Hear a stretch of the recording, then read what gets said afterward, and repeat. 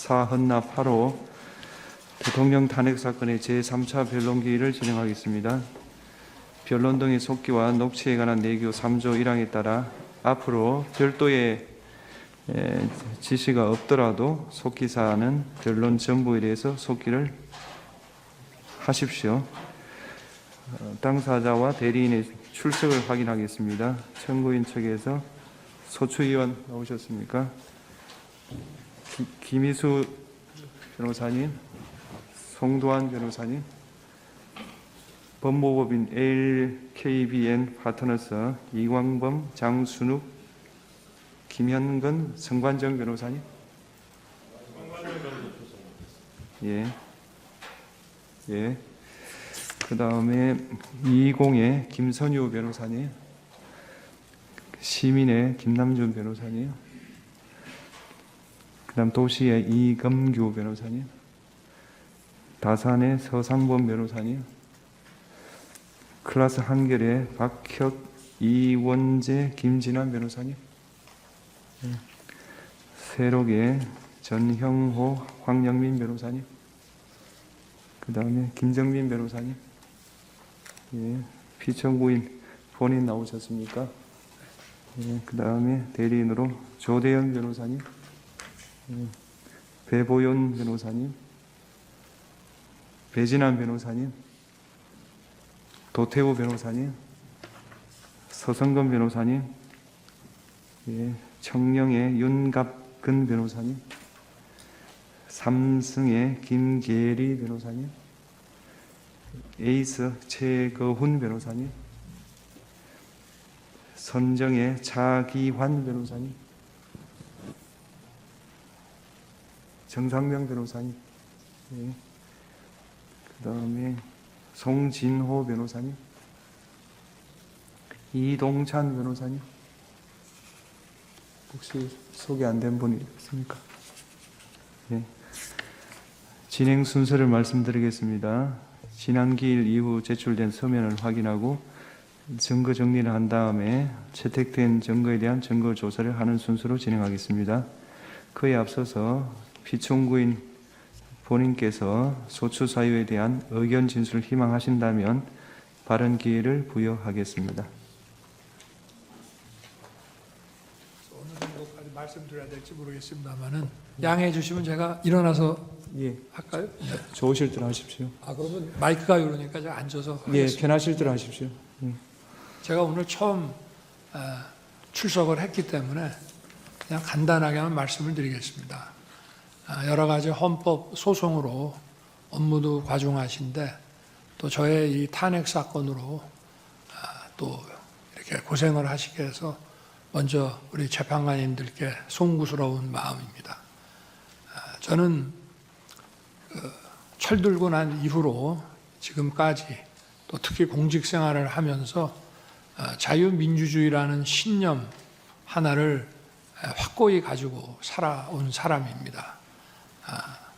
헌법재판소도 이러한 헌법 수호를 위해서 존재하는 기관인 만큼 우리 재판관님들께서 여러모로 잘 살펴주시기를 부탁드리겠습니다.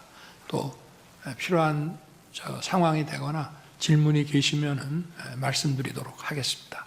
감사합니다. 말씀 잘 들었습니다. 다음으로 당사자가 지난 기일 이후 제출하신 서면을 확인하겠습니다. 청구인 측에서 1월 16일자 절차 진행에 관한 의견서, 1월 20일자 증거 요지 설명서, 영상 증거 설명서, 각 쟁점에 대한 요약 서면으로 1월 20일자 준비 서면 2, 증거 제출서 4, 5, 증거 제출 정인 조지호에 대한 주신문사항 1월 21일자 증거 제출서 6 제출하셨습니다. 피청구인 측에서 1월 17일자 정인 김용현의 송달 장소에 대한 보정서, 1월 17일자 입증 계획 및 증거 제출서, 증거 동영상 재생 등 절차에 관한 의견서, 1월 20일자 증거 설명서 2 내지 6 입증 계획, 각 증거 제출 첨부 자료, 1월 20일자 각 사실조회 신청서 국가정보원 세계선거기관협의회 연수구 선거관리위원회 파주시 선거관리위원회 방송통신위원회 행정안전부 감사원 1월 21일자 각 사실조회 신청 및 문서 제출 명령 신청서 행정안전부 대통령실 국가정보원 1월 20일자 각 문서 제출 명령 신청서 감사원 외교부 한반도 평화교섭본부 북핵정책과 1월 20일자 정인 신청서 1월 20일자 사실조회 신청 및 인정 등본 송부 촉탁 신청서 부산광역시 경찰청 1월 20일자 각 인정 등본 송부 촉탁 신청서 대법원, 수원고등법원, 경찰청, 국가수사본부, 안보수사구 1월 20일자 서정요지 진술 1월 20일자 문서 송부 촉탁 신청서 국가정보원 정인 김용현에 대한 정인 신문사항 그 다음에 오늘 날짜로 소송 위임장 증거설명서 7, 8 재판부 성명사항에 대한 답변 제출하셨습니다. 맞습니까? 네, 맞습니다. 네. 그 다음에 증거 정리 절차를 진행하도록 하겠습니다. 지난 기일에 체부 결정이 보류된 증거에 대하여 증거 체부 절차를 하겠습니다. 피청구인 측은 지난번에 보류하신 갑제 22호증 1부터 갑제 27호증 12까지 증거 인물을 말씀해 주시기 바랍니다. 저기 부동의하겠습니다. 예. 증거로 채택 부동의하겠습니다. 부동의 한다는 뜻입니까? 부동의 하는 경우에 갑제 22호증 1 내지 갑제 27호증 12는 중앙선거관리위원회, 과천청사, 선거정보센터, 관악청사, 선거연수원, CCTV 현장 영상으로 비진술 증거로서 전문법칙이 적용되지 않고 현장 상황과 배원군 등의 동태가 그대로 녹화된 것으로 볼 수 있습니다. 따라서 증거로 채택하겠습니다. 청구인 측은 피청구인 측이 제출한 을제 1호증 1부터 8호증까지 증거 인물을 말씀해 주시기 바랍니다. 네, 저희는 동의는 하고 입증 취지만 부인하겠습니다. 예. 그리고 증거를- 언론 기사에 관해서는 아마 그 중에 언론 기사도 포함되어 있는 것으로 알고 있습니다만 그 부분은 지난번에 재판부에서 밝혀주신 그 기준에 따라 그 당시에 그런 취지의 보도가 있었던 점만 네, 인정하겠습니다. 알겠습니다. 증거로 채택하겠습니다. 을제 1호증 2, 을제 5 내지 8호증은 기재 일시에 해당 언론 매체에서 그러한 보도가 있었다는 사실을 증명한 한도 내에서 증거로 채택하고요. 그 다음에 을제 1호증 1은 동의를 했기 때문에 증거로 채택한다. 이런 내용이 되겠습니다. 그 다음에 피청구인 측에서 지난 기일 이후에 을제 3호증의 7 내지 22, 을제 9호증 내지 85호증의 1, 91호증의 3, 결국 91호증의 3까지 제출하셨습니다. 맞습니까? 예. 혹시 인부가 되겠습니까? 저희가 어제 좀 늦게 받아가지고 조금 검토가 필요할 것 같습니다. 일괄해서 함께 서면으로 인부 제출하겠습니다. 그렇다면 인부를 내일까지 서면으로 밝혀주십시오. 네, 그 다음에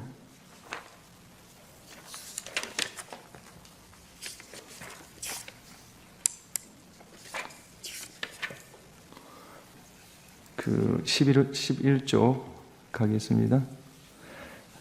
청구인 측에서 지난 기일 이후에 갑제 29층 1 내지 35, 36의 1 내지 8 이렇게 증거로 제출하셨죠. 그렇습니다. 피청구인 측에서는 혹시 확인해 보셨습니까? 그건 내일까지 서면으로 제출하겠습니다. 예. 내일까지 증거 인부를 밝혀주시기 바랍니다. 그 다음 다음 13조 채택된 증거에 대한 증거 조사를 할 수 있도록 각자 그러니까 오늘 채택된 증거에 대해서요. 서정 요지 진술을 준비해 주시고 영상 자료의 경우 중요 부분을 재생하여 시청할 수 있도록 꼭 시청해야 될 그 부분을 기일 전까지 특정해서 증거로 특정해서 제출해 주시기 바랍니다. 13조 문서 송부 촉탁 등 정리에 관해서 보겠습니다. 서울중앙지방검찰청에서 1월 16일, 1월 20일 기록 인정등본 송부 촉탁에 대한 추가 회신을 하였습니다. 청구인 측 확인해 보셨습니까? 네, 받았습니다.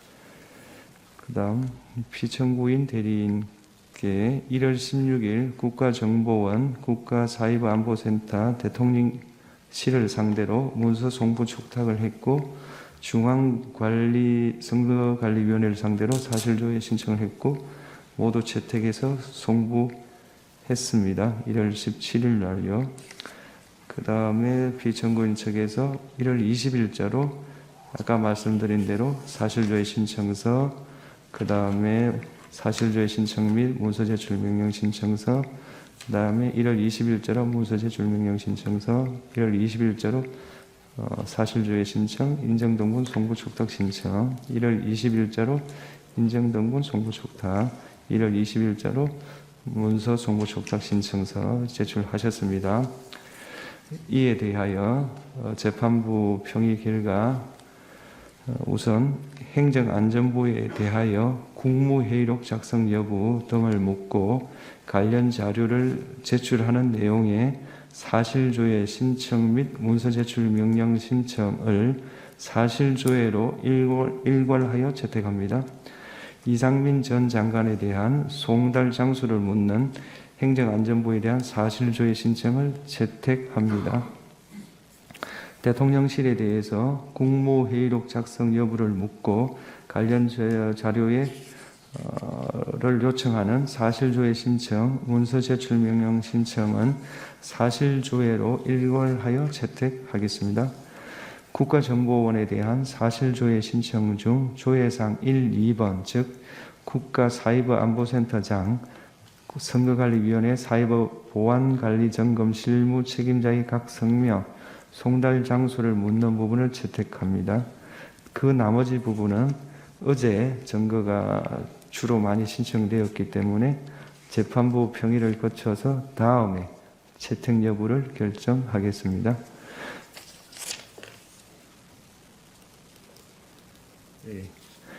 그 다음 정인 신청 관련해서 청구인 측 정인으로 홍장원, 조지호, 곽종근, 이진우, 여인영 채택했고요.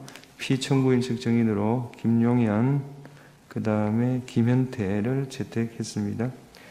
피청구인 측에서 1월 20일자 입정계획 정인 일부로 정인 15명에 대한 입정계획을 밝히셨고 1월 20일자 정인 신청서로 허병기 등에 대한 증거 신청을 했습니다. 어제 들어왔기 때문에 재판부 평의 결과 이상민 전 장관, 박춘석 대통령실 경제수석 비서관을 정인으로 채택합니다. 이상민 전 장관에 대해서는 주소를 현재 확보할 수 없기 때문에 2월 11일 오전 10시 30분으로 신문기일을 정하고요. 박춘석 정인에 대해서는 2월 6일 오후 3시 반 신문하겠습니다. 따라서 정인 신문기일을 다시 한번 정리를 해드리겠습니다. 1월 23일 오후 2시 반에 김용현 정인 신문을 하고 조지호 정인은 불출석 사유서를 제출했습니다. 불출석 사유서를 보시면 건강상 매우 안 좋다, 출석할 수 없다고 되어 있으니 청구인 측에서는 이 조지호 정인을 유지할지 여부에 대해서 검토를 해주시기 바라고 조지호 정인에 대해서 재소한 보류하겠습니다. 2월 4일 오후 2시 반 이진우, 오후 4시 여인영, 오후 5시 반 홍장원 정인입니다. 2월 6일 오전 10시 반 김현태, 오후 2시 곽종건, 오후 3시 반 박춘석, 2월 11일 오전 10시 반 이상민, 이렇게 정의신문을 하겠습니다. 예. 예. 예.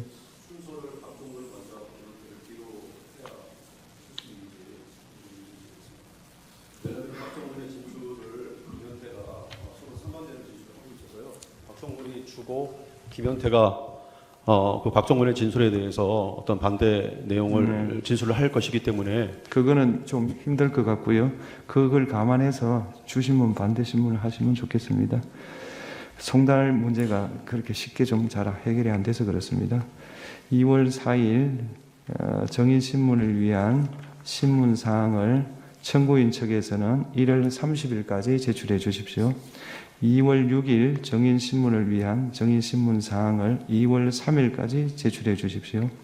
피청구인 측도 2월 6일 정인신문을 위한 정인신문 사항을 2월 3일까지 제출해 주십시오. 서정에 대한 증거 조사를 하겠습니다. 청구인 측은 증거로 채택되고 지난번에 서정의 요지를 진술하는 방법으로 증거 조사하기로 한 그 목록에 대해서 서정의 요지를 진술해 주시기 바랍니다. 재판장님, 저희가 이번에 제출했던 그 성명사항에 대한 답변을 한번 진술할 수 있는 기회를 먼저 주시고 증거 조사하실 수 있는지 좀 여쭙니다. 어떤 내용이 저희가 재판부께서 주심 재판관님께서 성명을 구하신 사항이 있는데 예. 그걸 저희가 오늘 재판부 성명사항에 대한 답변으로 제출했습니다. 네. 그걸 먼저 좀 진술을 하고 증거 조사를 하실 수 있는 점을 여쭙니다. 예, 그럼 진술하시죠. 예.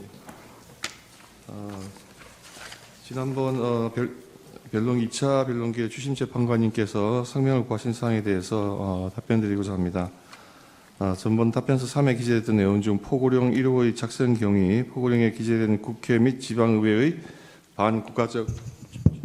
반구적 활동의 의미, 야당의 망국적 행태와 병력 투입의 관계에 대해서 주심 재판관님이 성명을 구하셨습니다. 이에 대해서 말씀드리고자 합니다. 포고령 제1호와 관련해서 저희가 답변서 3에 실제로 그때 2024년 12월 3일 밤 11시경에 비상계엄이 발령되었고 같은 날 23시 28분 계엄사령관의 포고령 제1호가 선포되었는데 포고령 제1호는 국방부 장관 김용현이 국회 해상권이 존재하였던 예전의 군사정권 시절 계엄 예문을 그대로 필사하여 작성한 것을 피청구인이 몇 자 수정한 것이었습니다. 그 기재 내용의 의미에 대해서 말씀드리겠습니다. 비상계엄은 피청구인이 망국적인 국정마비 상황을 사회교란으로 인한 행정, 사법의 국가기능 붕괴 상태로 판단하여 계엄령을 발동하되 그 목적은 국민에게 거대 야당의 전무후무한 탄핵소추 남발, 입법 폭주, 외교 안보 분야의 횡포, 예산의 무차별 삭감 등 국가 이익에 반하는 폐악 행위를 알려 호소하고 이를 멈추도록 호소하고 경고하고자 하는 것이었고 그럼으로써 자유민주주의 헌정 질서의 붕괴를 막고 국가 기능을 정상화하고자 하는 것이었습니다. 이에 따라 포고령은 계엄의 형식을 갖추기 위한 것이고 그 집행의 의사가 없었고 상위법과 저촉 소지가 있어서 집행할 수도 없는 것이었습니다. 포고령 집행의 구체적인 의사가 없었으므로 실행할 계획도 없었고 포고령을 집행할 집행기구 구성이 전혀 포함되지 않은 것이었습니다. 그리하여 포고령 제1호는 계엄의 형식을 갖추기 위하여 김용현 장관이 초안을 잡아 피청구인이 검토 수정한 것인데 김용현 장관이 계엄령 선례를 참고하여 작성하였던 것으로 기억하고 있고 피청구인이 그에 대하여 검토하면서 야간 통행 금지 조항이 있었던 것을 삭제한 것으로 생각됩니다. 그 국회 및 지방의회 활동 금지의 범위에 대해서 말씀드리겠습니다. 계엄법 제9조의 제1항은 비상계엄 지역 하에서 계엄 사령관은 군사상 필요할 때 체포, 구금, 압수수색, 거주 이전, 언론, 출판, 집회 결사 또는 단체 행동에 대해서 특별한 조치를 할 수 있고 이 경우 계엄 사령관은 조치 내용을 공고해야 한다고 규정하고 있습니다. 포고령은 이를 아까 좀 전에 말씀드린 것 같이 어떤 구체적인 어떤 집행 계획을 세우지는 않은 상태에서 계엄의 형식을 위해서 작성한 것으로 굳이 말씀드리자면 포고령 제1호는 위조항에 따라서 국회의 어떤 불법적인 행동이 있으면 그것을 금지하고자 하는 것이지 결코 국회의 해산을 명하거나 또는 국회의 입법 활동이나 국회의 비상계엄 해제 결의를 위한 의정 활동 등 정상적인 국회 활동을 금지하고자 하는 것은 아니었습니다. 실제 국회는 아무런 방해 없이 평화적으로 비상계엄 해제 결의를 하였고 피청구인은 이에 따라서 비상계엄을 해제하였습니다. 여기서 말하는 반국가적 활동의 의미에 대해서 말씀드리겠습니다. 포고령 제1호에 있는 반국가적 행위의 의미는 국가 안보 측면만을 말하는 것이 아니라 국익을 행하여 나라의 위기를 초래하는 일체의 행위를 포함하는 포괄적인 개념으로 사용한 것입니다.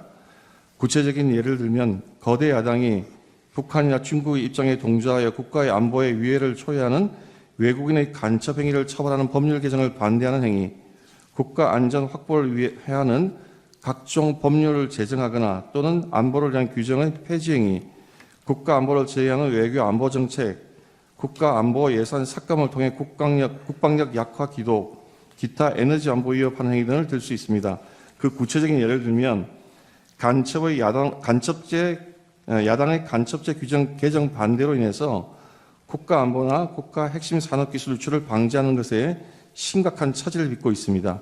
2024년 6월 중국인 3명이 최소 2년 이상 드론으로 부산에 정박 중인 미국 항공모함 등 군사시설 사진을 500여 장 촬영한 사건, 정보사 블랙이온 명단이 중국에 유출되었으나 유출 상대방이 중국인이어서 처벌하지 못한 사건 등은 그 좋은 예입니다. 나아가 국가 산업의 핵심 기술이 중국에 유출되어도 간첩죄로 처벌할 길이 없습니다. 야당은 현재도 간첩죄 규정의 개정에 반대하고 있고 이로 인해서 중국의 간첩들은 한국에서 활개치고 있습니다. 러시아 우크라이나 전쟁이 장기화되면서 북한, 러시아, 중국이 밀착하는 가운데 대통령이 국가 안보를 위해 한미일 군사 합동훈련한 것을 전쟁광으로 매대하여 1차 탄핵 소추안에서는 그 사유로 삼기도 했습니다. 현대전은 드론의 등장으로 양상이 바뀌고 있고 피청구인이 우크라이나에 참관단을 보내려 하자 국방장관을 탄핵하겠다고 위협했습니다. 우크라이나 전쟁에는 1만 명 이상의 북한군이 파견되어 있으므로 북한군의 작전 체계, 전투 능력에 대한 정보 수집은 우리나라 국가 안보를 위해서 매우 중요합니다. 국가 안보를 위해 우방국의 현대전에서 교훈을 얻기 위해 참관단 파견을 방해하려는 거대 야당의 저의가 무엇인지 묻지 않을 수가 없습니다. 또 거대 야당은 방산물자를 수출할 때 국회의 동의를 받도록 하는 방해사업법 개정안을 당론으로 추진하고 있습니다. 방산 수출의 관건인 신속한 대응이 어려워지고 기밀 유지가 불가능하기 때문에 방산 수출이 사실상 중지될 수도 있습니다. 이렇게 거대 야당이 반대하면 북한, 중국, 러시아가 원치 않는 자유서약에 대한 방산 협력이 불가능해집니다. 우리나라의 국방과 국익에 막대한 손실이 발생합니다. 거대 야당이 2025년 예상 중 일방적으로 삭감한 4조 1천억 원 대부분이 핵심 국정 과제를 추진하기 위한 예산입니다. 부족한 초급 장교 인력을 확보하기 위한 예산인 당직비, 수당, 그 인상 비용, 이사비 현실화, ROTC 생활지원금 인상비에 활동비를 다 삭감했고 북한의 핵과 미사일 위로부터 국가와 국민을 지키기 위한 한국형 3축 체계 킬체인 예산을 대폭 삭감했으며 드론 전쟁 대비 예산을 삭감하여 사업을 중단시켰고 정밀 유탄 사업도 차질을 빚게 했습니다. 북핵의 위협에 대응하기 위한 핵심 방위 사업 예산을 이렇게 일방적으로 대폭 삭감한 저희를 묻지 않을 수 없습니다. 거대 야당이 대한민국의 생존이 걸린 에너지 안보도 위협하고 있습니다. 지난 정권 내내 탈원전 정책으로 인해서 에너지 안보의 기반을 무너뜨려 놓고 원전 생태계를 복원하려고 하는 현 정부의 노력을 사사건건 제동을 걸고 있습니다. 24조 원 규모의 체코 원전 사업에서 어렵게 우선 협상자에 선정되었을 때에도 정부의 노력을 지원하여서 우리나라를 위한 산업 수출을 이루기는커녕 덤핑 수준의 가짜뉴스를 내놓고 한미 원자력 협력의 핵심 과제인 차세대 원전 기술 SFR의 R&D 계산도 90%나 대폭 삭감을 해버렸습니다. 이렇게 우리나라의 원전 경쟁력이 떨어지면 우리나라의 산업 경쟁력이 급격히 위축될 뿐만 아니라 지금 현재 원전 확대에 열을 올리고 있는 중국이 가장 큰 이익을 보게 됩니다. 거대 야당은 동해가스전 시추 예산, 이른바 대왕고래 사업 예산을 사실상 전액 삭감하여 온 국민이 바라는 산유국의 꿈을 무산시키려 하고 있습니다. 지금 세계가 급격히 재편되면서 글로벌 에너지 공급망이 흔들리고 안전적인 에너지 자원 확보가 국가의 생존에 직결되고 있습니다. 최대 140월 2270조 원에 달할 수 있는 대왕고래 사업에 성공한다면 우리의 에너지 자력과 에너지 안보를 획기적으로 강화할 수 있음에도 불구하고 오로지 정치적인 목적으로 사업 진행을 가로막고 있습니다. 그뿐만 아니라 거대 야당은 우리 사회의 안전을 지키기 위한 필수 예산도 무차별 삭감했습니다. 검찰, 경찰의 내년 특경비, 특활비, 치안활동비 예산을 전액 삭감했습니다. 검찰 587억 원, 경찰 31억 원에 달하는 예산을 아예 영원으로 만듦으로써 수사를 제대로 하지 못하게 하고 있습니다. 이로 인해서 마약 범죄라든지 또는 치안 범죄 등의 활동이 줄어들면 그것이 과연 누구에게 이익이 되고 누구에게 피해가 되겠습니까? 또 이러한 예산은 금융사기 사건, 성범죄를 비롯한 사회적 약자 대상 범죄, 마약, 조폭 등 민생 침해 사건 수사, 그리고 대공수사에도 쓰이는 예산인데 이것을 다 삭감하는 저희는 무엇입니까? 대한민국을 마약과 조폭과 성범죄자들이 활개치게 하는 나라로 만들겠다는 것인지 묻지 않을 수가 없습니다. 거대 야당은 자신들이 비위를 조사했다는 이유로 감사원 특경비 60억 3,800만 원도 전액 삭감했습니다. 이 또한 감사원이 감사를 통해서 자신들의 비위를 캐지 못하도록 하는 것이라고 하지 않을 수가 없습니다. 나아가 대통령실, 국가안보실의 특활비 80억 5천만 원도 전액 삭감했습니다. 민주당 자신이 정부일 때에는 오히려 대통령실의 특활비가 96억 원에 달했습니다. 이와 같이 예산을 무분별하게 삭감하는 것은 국가의 정상적인 활동을 방해하고 차질을 빚게 하는 것이라고 하지 않을 수가 없습니다. 이러한 것은 상권 분립의 헌정 질서에도 위배되는 것이고 국헌 문란행위라고 판단하지 않을 수가 없습니다. 그러면서도 국회의원의 해외 출장비에 쓰이는 국회의원들의 해외 출장에 쓰이는 국회 특갈비, 특경비 예산은 195억 원으로 유지하고 연봉은 국회의원들의 연봉은 1억 6천만 원으로 오히려 인상을 했습니다. 나아가 거대 예산의 예산 폭군은 민생과 서민들의 민생과 미래까지 위협하고 있습니다. 대통령은 그동안 직접 전국을 돌며 민생 토론회를 열어 현장의 의견을 수렴하고 공직자들이 밤잠을 아껴가며 피부에 와닿는 정책을 개발해 놓았습니다. 그러나 거대 야당의 무자비한 핵심 예산 삭감으로 많은 사업이 중단될 위기에 처해 있습니다. 기초과학연구, 양자 반도체 산업, 바이오 산업 등 미래 성장 동력이 될 산업의 예산을 대폭 삭감했습니다. 산업 생태계 조성을 위한 혁신 성장 펀드, 강소기업 육성 예산도 삭감했습니다. 또 긴급 상황에 대처하기 위한 예비비를 무려 2조 4천억, 절반이나 삭감을 해서 삭감했고 이 가운데 1조 원은 재해 대비 예산입니다. 매년 폭염, 폭우, 태풍 등 기상이변이 속출하는 상황에서 국민 피해가 더 커질 수밖에 없습니다. 작년에 보셨듯이 무한 공항 사고와 같은 그런 재해가 생겼을 때, 그런 의도치 않은 예상치 않은 피해자가 생겼을 때 국가가 도와줄 수 있는 그러한 예비비마저 대폭 삭감한 것입니다. 거대 야당은 팬데믹에 대비하는 백신 개발 지원과 관련된 R&D 예산도 대폭 삭감했고 의료개혁의 추진에 반드시 필요한 전공의 지원 사업 예산도 삭감했으며 어려운 청년들을 돕기 위한 청년 일자리 지원 사업 예산도 삭감하고 취약계층 아동자산 형성 지원 사업도 삭감했으며 아이 돌봄 수당도 무차별 삭감했습니다. 이러한 악의적인 예산 삭감은 나라를 망국의 위기로 몰아내려는 목적이 뚜렷한 것입니다. 그리고 그 피해는 고스란히 국민들에게 돌아갈 수밖에 없습니다. 이러한 거대 야당의 이러한 예산의 무차별 삭감과 폭주는 국가 이익에 반하는 것이라고 하지 않을 수가 없습니다.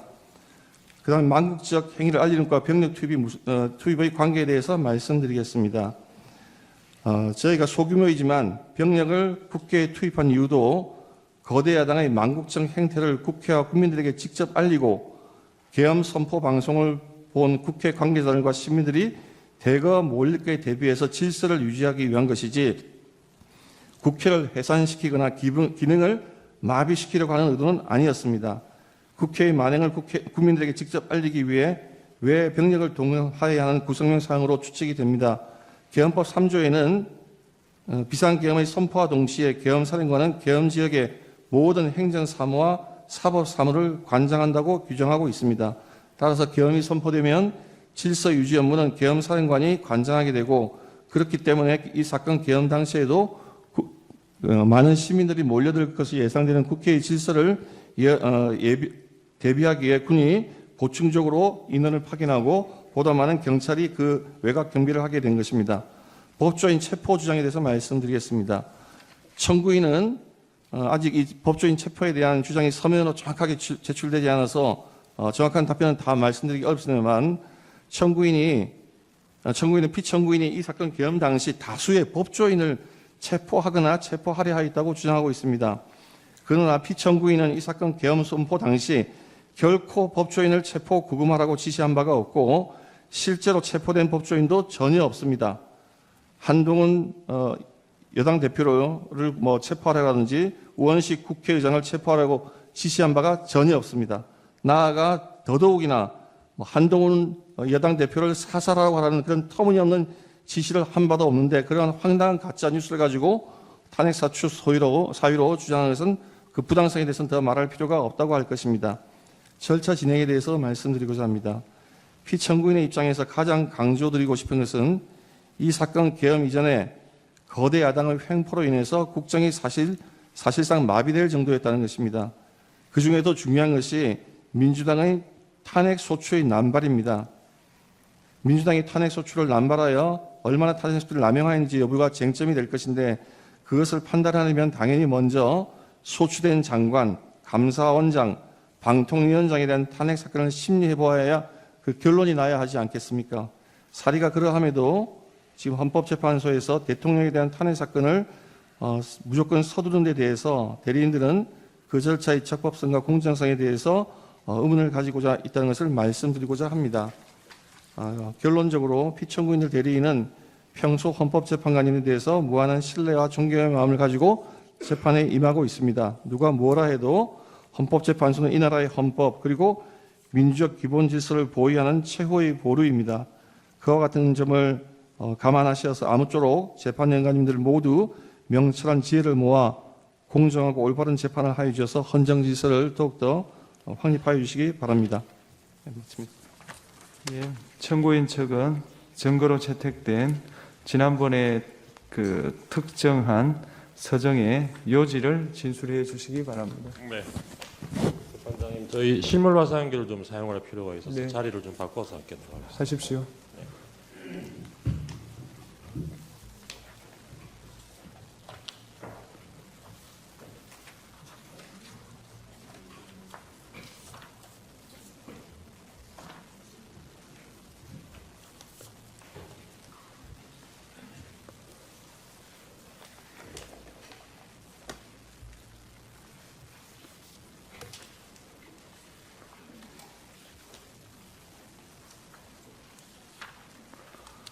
되나요?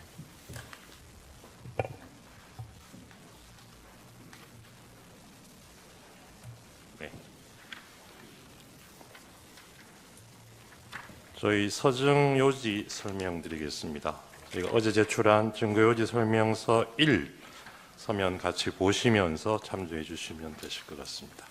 우선 갑제 1호증의 1 내지 63까지 각 언론 기사입니다. 이 중에 1호증의 1 내지 18은 12월 3일부터 12월 4일까지 언론 보도 기사로서 비상계엄 선포, 포고령 발표, 국회 비상계엄 해제 요구 결의 당시 국회 출입 통제 및 계엄군에 의한 국회 침탈 상황, 국회의장 등 요인들에 대한 체포 의심 정황, 계엄군의 선관위 침입 상황 등이 당시에 실시간으로 보도된 정황이 담겨 있습니다.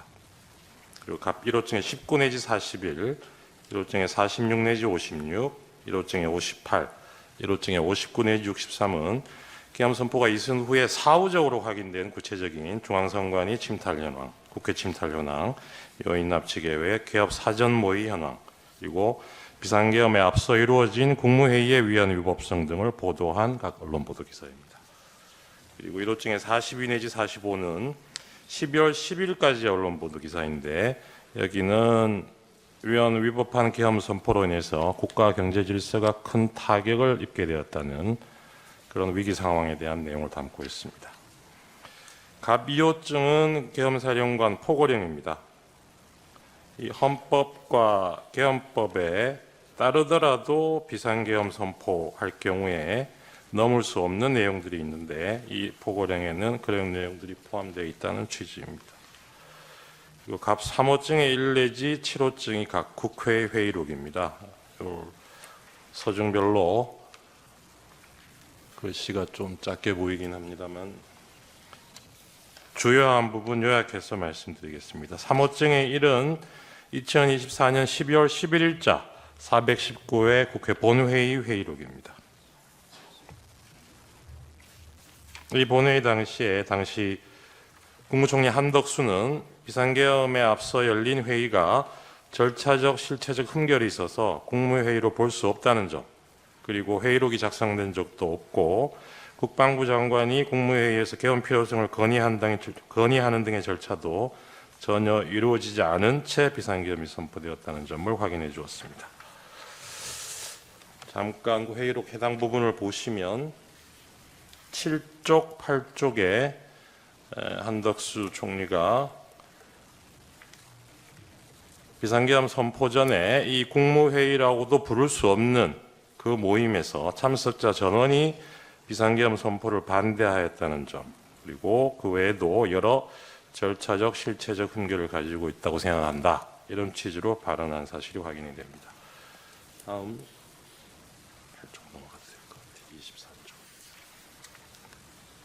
24쪽. 24쪽에서는 한덕수 총리가 다른 국무위원들과 함께 피청구인을 설득해서 계엄 선포를 막을 목적으로 피청구인이 아닌 자신이 국무위원들을 소집했다는 내용이 확인이 됩니다.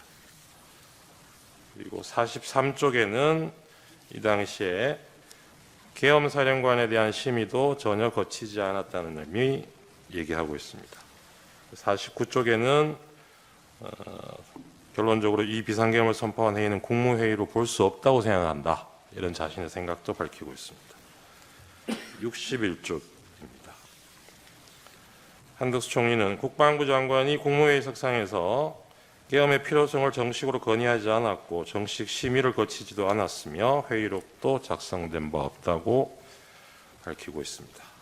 다음 갑 3호증의 2입니다. 12월 13일자 제319회 419회 국회 본회의 회의록입니다. 이날 한덕수 총리, 최상목 부총리, 선관위원장, 중앙선관위원장 노태악, 외교부 장관, 법무부 차관이 출석해서 계엄 당시 상황에 관한 발언을 했습니다. 여기서 중앙선관위원장 노태악은 계엄군의 선관위 무단 점거, 서버 탈취 시도가 위법 반응에 해당한다는 점이 명백하다고 진술을 해줬고, 선관위 시스템상 부정선거가 불가능하다는 점도 확인을 해주었습니다. 그리고 외교부 장관 조태열은 비상계엄 선포 전에 피청구인으로부터 제외공간 관련 이런 단어가 포함된 3, 4줄 정도의 내용이 기재된 쪽지를 받았다는 얘기가 있고, 그리고 경제부총리 최상목은 재정자금 유동성 확보를 잘 하라는 취지가 적힌 종이를 건네받았다는 점을 진술을 했습니다. 최상목 당시 부총리가 받았다는 이 쪽지는 최근에 확인된 수사기관에 제출했던 내용과는 그 내용이 상당히 다르다는 부분도 나중에 말씀드릴 기회가 있을 것 같습니다. 그리고 한덕수 총리는 국방부 장관의 계엄 선포 건의가 자신을 거쳐 이루어지지 않았다는 점을 확인해주고 있고, 그리고 국무위원들 중에 문체부 장관 유인촌, 환경부 장관, 고용노동부 장관, 국가보훈부 장관 등은 국무회의 소집 요구 자체도 받은 적이 없다는 점을 확인해주고 있습니다.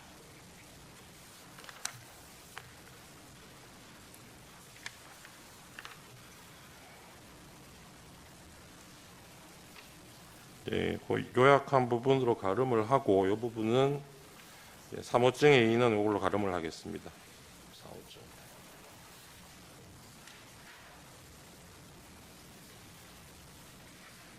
4호증의 1 내지 4는 국회 국방위원회 회의록입니다. 35쪽.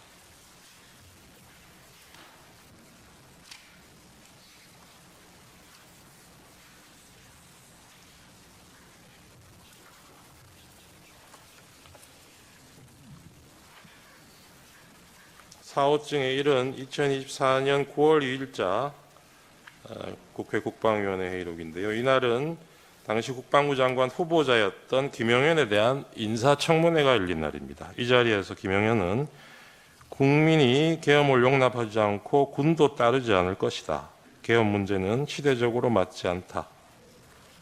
지금 이 상황에 계엄이 통하지 않을 것이다. 이러한 취지로 당시 이 계엄 의혹을 제기한 야당 의원들에 대한 질문에 대해서 이 비상계엄에 대해서 자신은 이렇게 생각한다는 인식 내용을 보여주었습니다.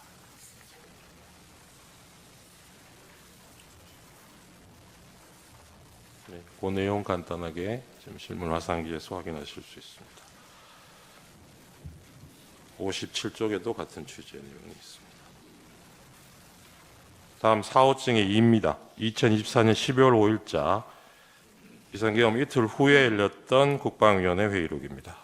이 자리에 계엄사령관, 군참모총장 박안수, 국방부 차관, 현재 장관 직무대행을 하고 있는 김선호, 그리고 국방부 기획관리관 등이 출석을 해서 계엄 당시의 상황에 관해서 진술을 했습니다. 이 자리에서 군참모총장 박안수는 포고령을 비상계엄 선포된 이후인 10시 30분부터 11시 사이에 처음 받고 김영현 장관으로부터 건네받았다는 점, 그리고 자신이 계엄사령관이 된 후에 특전사령관, 방척사령관, 수방사령관, 경찰청장과 여러 차례 통화한 사실을 진술하고 있습니다. 그중에 61쪽 보시면 이때 박안수가 12월 3일 오후 11시 30분경에 경찰청장 조지호에게 전화통화로 포고령 1항에 관해서 설명을 하면서 지시한 사실을 인정하고 있습니다. 다음 갑 4호증의 3입니다. 12월 10일자 국회 국방위원회 회의입니다. 이날은 육군 특전사 707 특임단장 김현태, 그리고 수방사 1경비단장, 정보사 문상호 사령관, 특전사 곽종근 사령관, 그리고 특수전사령부 1공수여단장 이상현, 특전사 특수작전항공단장 김세운, 수방사 군사경찰단장 김창학 등이 진술해서 당시에 실제적으로 이루어졌던 이 계엄군들의 실제 내용, 활동 내용을 진술하였습니다. 그중에 주요한 부분을 보면 곽종근은 피청구인인 대통령이 12월 4일 비화폰을 이용해서 자신에게 국회에 투입 중인 707 특수임무단의 이동 상황을 물어본 사실, 그리고 날이 바뀌어서 12월 4일 00시 30분부터 40분경 사이에 자신에게 다시 전화를 해서 의결 정족수가 아직 안 채워진 것 같다. 빨리 문을 부수고 들어가서 안에 있는 인원들을 끄집어내라 라고 지시한 사실. 그리고 김영현도 그 계엄 이틀 전인 12월 1일 국회 선관위 민주당사 여론조사 꽃 등 6개 시설을 확보할 것을 지시한 사실을 진술한 바 있습니다. 그리고 특전사 707 특임단장 김현태는 이 사령관인 곽종근이 이 계엄 선포 직후에 그날 밤에 20차례 이상 자신에게 전화를 해서 국회의원 150명을 넘어서는 안 된다고 말한 사실, 그리고 국회 건물 봉쇄를 지시받고 인원 포방용 케이블 타이를 지참하게 한 사실을 진술하고 있습니다. 그리고 1공수여단장 이상현은 곽종근으로부터 상부로부터 문을 부수고 들어가서 국회의원들을 끄집어내라, 안 되면 전기라도 끊어라 라는 지시를 받았다면서 그 지시를 자신에게 하다라는 내용을 확인해주고 있습니다. 그리고 국군 방첩사령부 수사단장 김대우는 그 사령관 여인영이 자신에게 지하 1층 벙커, 여기 지하 1층은 아마 수방사를 얘기하는 것 같습니다. 지하 1층 벙커 안에 구금 가능한 시설이 있는지 확인할 것을 지시한 사실. 그래서 여인영이 그 당시에 김영현 장관의 지시라고 밝히면서 장관이 불러준 정치인 등 14명의 명단을 자신에게 불러주고 정치인을 수방사로 이송할 것을 명한 사실을 확인해주고 있습니다.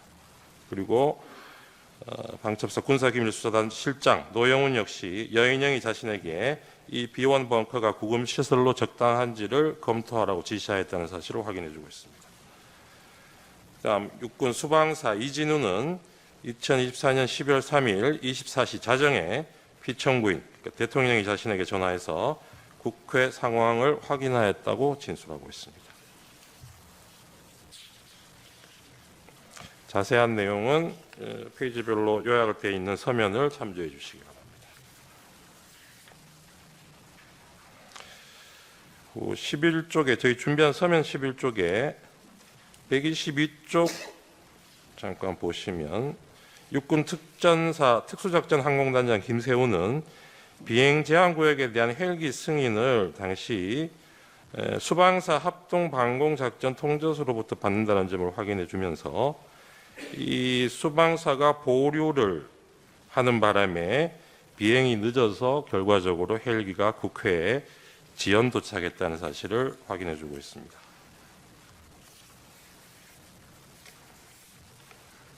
사호증의 4로 넘어가겠습니다.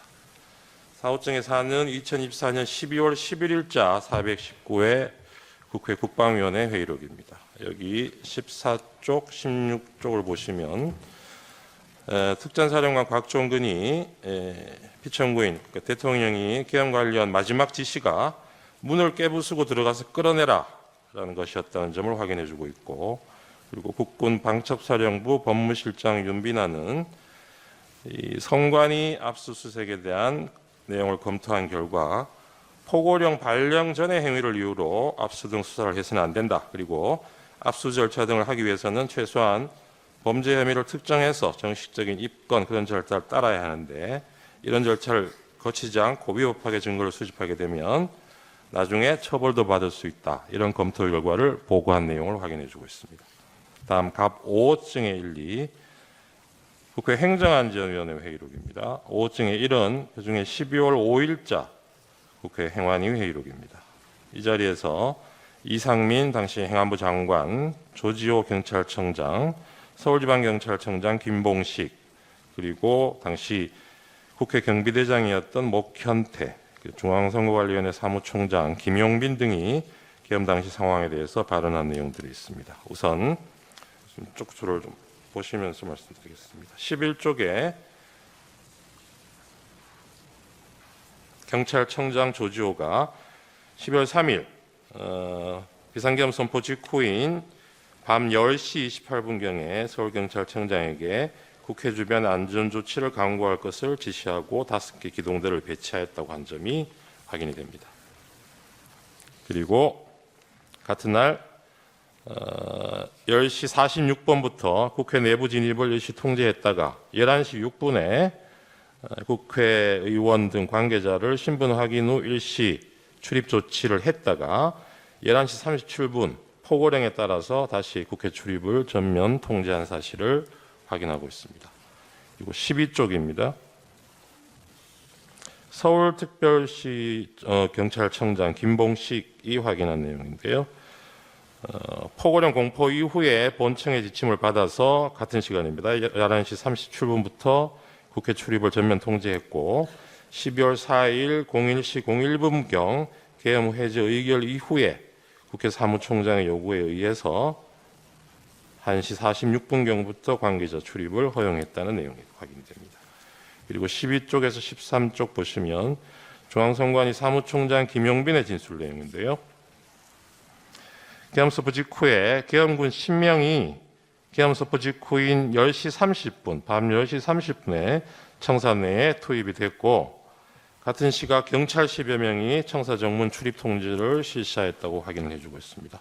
그리고 경찰 90여 명이 11시 50분경에 추가로 투입돼서 청사 밖에 대기하고 있었고 계엄군 100여 명이 12월 4일 00시 30분 추가로 청사 내에 투입돼서 청사를 점거하는 상황이었다고 확인해주고 있습니다. 그리고 이때 최초 투입된 계엄군 10여 명이 선관위 야간 당직자 등 5명의 핸드폰을 압수하고 행동 감시 및 청사 출입 통제를 실시했다고 확인하고 추가 투입된 100여 명은 1층 로비 등에서 경계 작전을 실시하면서 총 3시간 20여 분간 점거되었다는 사실을 확인해주고 있습니다. 그리고 54쪽에 경찰총장 조지호의 진술 내용입니다. 계엄사령부로부터 주요 포스트인 선거관리위원회에 대한 적절한 조치가 있을 것이라는 요청을 받고 자신의 경력 배치를 지시를 했다는 내용을 확인해주고 있습니다. 그리고 54쪽에 국회경비대장 64쪽입니다. 목현태의 진술이 있습니다. 이때 서울특별시 경찰청 무전망으로 지시를 받아서 12월 3일 11시 37분경부터 국회의원 출입을 포함한 국회 출입을 전면 통제하였다는 사실을 확인해주고 있습니다. 그리고 그 전에 10시 49분부터 국회 외부에서 내부로 들어가는 인원을 원천 차단하는 지시가 내려와서 실제적으로 국회의원 출입도 포함해서 전면 통제가 이루어졌다가 11시 7분경 일시 해제됐다가 11시 37분에 다시 또 전면 통제로 그렇게 바뀐 사정을 구체적으로 진술하고 있습니다. 97쪽에 보면 중앙선관위 사무총장 김용빈 진술이 다시 나오는데 이 중앙선관위 CCTV를 확인한 결과 시간대별로 계엄군과 경찰이 이 선관위 청사나 주변에 배치돼서 어떤 경계 활동을 하고 침입 행위를 했는지 시간대별로 자세한 내용을 진술하고 있습니다. 그리고 94쪽에 보시면 경찰청장 조지호가 당일 밤 11시 20분에서 30분 사이에 계엄사령관과 통화를 했고 그때 계엄사령관이 국회 통제를 요청했다고 한 사실을 인정하고 있습니다. 그 당시에 선거관리위원회에 대해서도 계엄사령관으로부터 통제 요청이 있었다는 사실을 확인해주고 있습니다. 141쪽, 149쪽 보시면 선관위 사무총장 김용분이 계엄군이 직원들과 핸드폰 압수한 내용 다시 한번 확인해주고 있습니다. 다음 갑 5호증의 2024년 12월 13일자 국회 행정안전위원회 회의록입니다. 이날 서울특별시 경찰청의 차장, 지금 현재 청장을 직무대행하고 있는 최현석 차장, 그리고 경기 남부경찰청장 김준영, 서울특별시 경찰청 경비부장, 그리고 경비안전계장 등이 당시의 상황에 대해서 진술한 내용이 담겨 있습니다. 이 자리에서 주진우, 최창복 등은 비상계엄 당시의 국회 통제 상황을 구체적으로 얘기하고 있고 경기 남부경찰청장 김준영은 경찰의 선관위 투입 사실을 확인해주고 있는데 그 주요 내용을 잠깐 보시면 8쪽에서 서울특별시 경찰청장 경비부장 주진우는 12월 3일 저녁 7시에서 9시경 비상계엄 당시 청장이었던 서울시 청장이었던 김봉식으로부터 호출을 받아서 미리 투입할 수 있는 이 경찰 부대들이 어떤 부대들이 있는지 그 정도를 확인하고 자신이 추가로 한 개 부대 정도 더 이동할 수 있다는 내용으로 답변한 사실을 확인해주고 있습니다. 그리고 12쪽에 보시면 경비안전계장 최창복도 서울특별시 경찰청장 김봉식으로부터 이 국회에서 계엄군이 와 있으면 국회 안으로 들여보낼 것을 지시받았다는 내용을 확인해주고 있습니다. 18쪽 보시면 경기도 남부경찰청장 김준영이 계엄 당시에 조지호로부터 12월 3일 10시 41분경에 선관위 그리고 선관위 연수원에 경찰력을 배치해서 안에 있는 사람이 밖으로 나오는 것은 놔두고 진입을 통제하라는 지시를 받았다고 확인해주고 있습니다. 그리고 33쪽을 보시면 이 당시의 경찰차 차장 현재 직무대행하는 이호영이 국회 외부 통제를 위해서 경찰이 동원되었고 경찰이 계엄군 700명의 국회 내로 진입하는 것을 도왔다는 사실을 확인해주고 있습니다.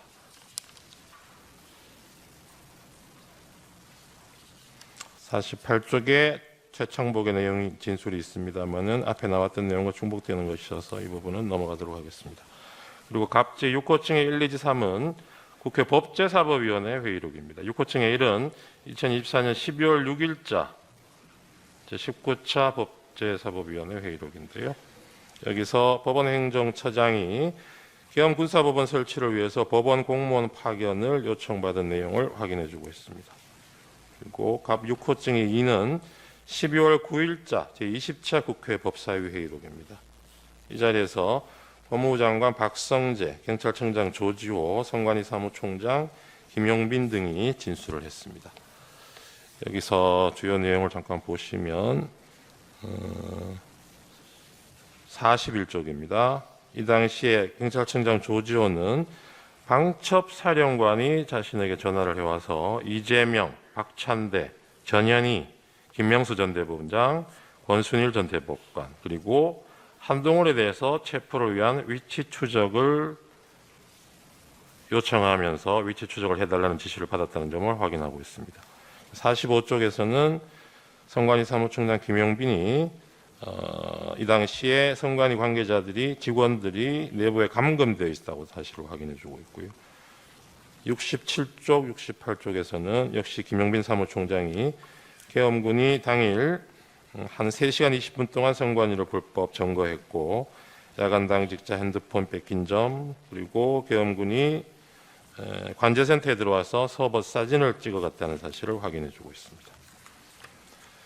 다음 갑제 7호증은 2024년 12월 13일 개최된 국회 과학기술정보방송통신위원회 회의록인데요. 여기서는 방통위 관계자들이 나와서 세 차례에 걸쳐서 계엄사령부로부터 연락관 파견을 요청하는 전화를 받았다는 점을 확인해주고 있습니다. 그리고 갑 8호증의 1, 2는 국회 사무처에서 피해 현황을 집계해서 제출한 내역입니다. 이 당시에는 4,800만 원 상당의 비품 피해, 1,100만 원 상당의 시설 피해 등이 발생했다는 내용을 담고 있습니다. 그리고 갑제 12호증의 1, 2는 피청구인이 이 헌법재판소 탄핵 소추 이후에 서류 송달 거부에 관한 내용을 담고 있는 언론 기사들입니다. 그리고 13호증의 1, 2지사는 피청구인이 수사기관 소환에 불응하고 체포영장 발부됐다는 기사를 담고 있습니다. 그리고 14호증의 2는 12월 31일 체포영장 발부에 관해 피청구인이 입장을 밝힌 데 대해서 피청구인 대리인이죠. 대리인이 입장을 밝힌 데 대해서 그 배경을 설명하는 취지의 언론 기사입니다. 15호증의 1, 2는 검찰 비상계엄 특별수사본부에서 김용현, 여인형, 이진우를 기소하면서 수사한 결과를 요약해서 발표한 보도자료입니다. 그리고 17호증의 2 내지 4는 국회 사무처 입장 관련 기사, 기자회견면 그리고 사무처 제출한 자료들입니다.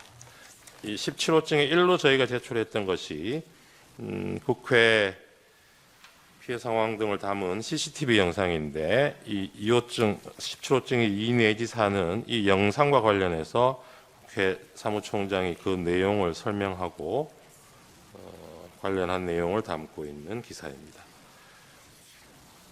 그리고 17호증의 3도 국회 사무총장이 비상계엄 관련해서 수사 협조를 위해서 CCTV 영상을 수사기관에 제공했다는 내용 담고 있고요.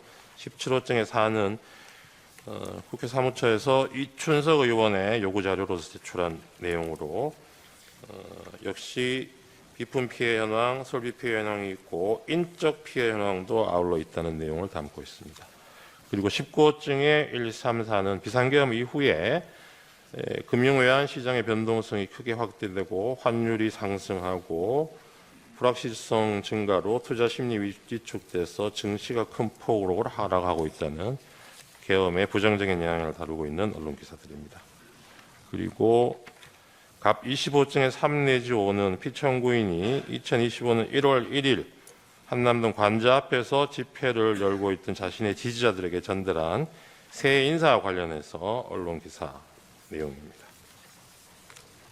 그리고 갑 28호증은 2023년도에 새로 발간된 계엄 실무 편람입니다. 이 부분은 이 피청구인이 선포한 12월 3일 비상계엄이 계엄 실무 편람에서 정하고 있는 여러 절차적, 실체적 요건에도 전혀 부합하지 않는다는 것을 입증 취지로 하고 있습니다. 이상 서정 요지를 말씀드렸습니다. 예, 참고로 피청구인에게도 증거가 채택된 서정 요지, 영상 등에 대해서 마찬가지 방법으로 증거 조사 기회를 드리겠습니다. CCTV 영상에 대한 재생 방법으로 시청하도록 하겠습니다. 네, 이 부분도 저희가 영상 증거 설명서 1 제목으로 어제 서면을 제출했습니다. 여기에 보면 재생 시점 시간이 특정이 되어 있습니다. 그 부분대로 재생을 해주시면 될 것 같습니다. 먼저 갑 9호증 국회 사무처 CCTV 영상입니다. 재생되는 장면 보면서 말씀드리겠습니다. 지금 보시는 장면이 12월 3일 밤 11시 49분경부터 다음날 12월 4일 00시 11분경까지 육군 특전사 707 특수임무단 병력이 탑승한 헬기가 국회의사당 후면 운동장에 3대씩 순차로 착륙하는 모습입니다.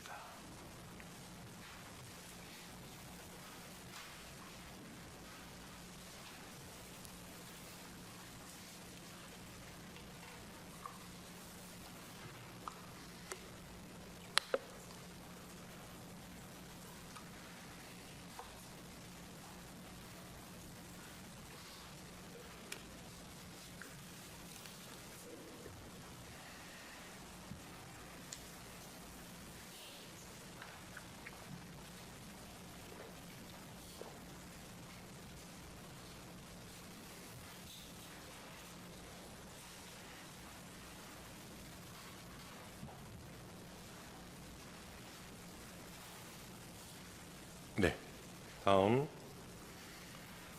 본청으로 진입하는 무장한 계엄군의 모습입니다.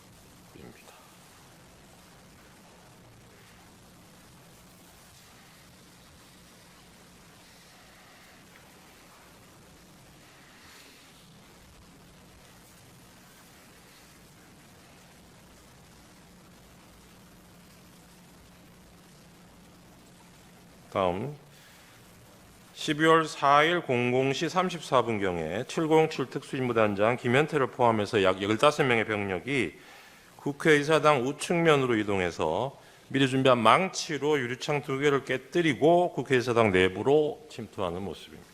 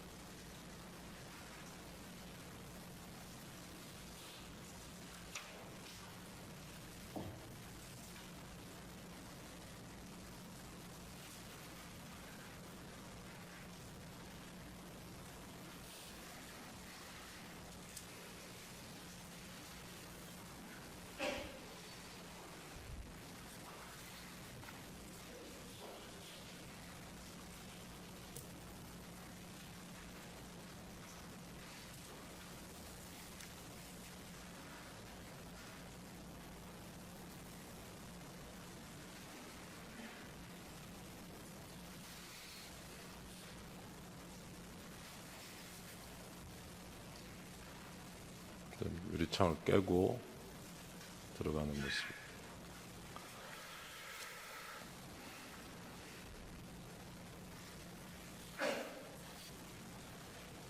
네. 네 번째 영상은 본회의장 방향으로 뛰어들어가는 계엄군 모습입니다.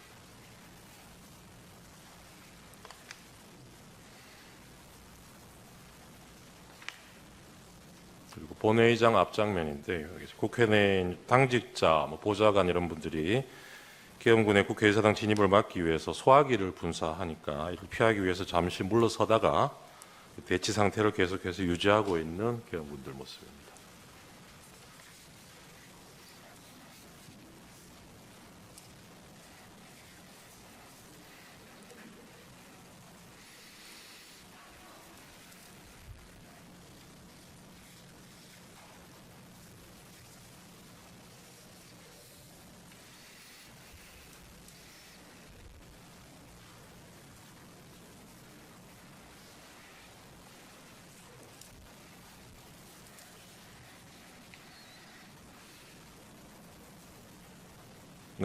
다음 16호증이 1입니다.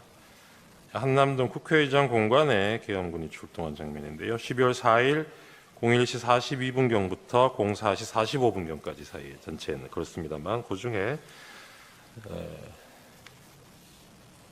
요구 의결안이 통과된 이후인 12월 4일 01시 42분경에 한남동에 있는 국회의장 공간에 계엄군이 출동한 모습입니다. 이 부분 입정 취지는 해제 요구가 의결된 이후에도 이 군병력이 국회의장 공간에 배치됐다는 점에서 추가적인 계엄을 시도하거나 이에 대해서 국회 비상계엄 해제 의결을 막으려 한 것이 아닌지 의심되는 그런 영상입니다. 다음 갑 22호증의 1 중앙선관위 과천청사 내부 1층 로비 CCTV 영상입니다. 지금 보시는 거는 12월 4일 01시 17분 10초부터 18분 20초 사이까지 영상입니다. 중앙선관위 과천청사 내부 1층 로비에 계엄군이 수십 명 모여드는 모습입니다.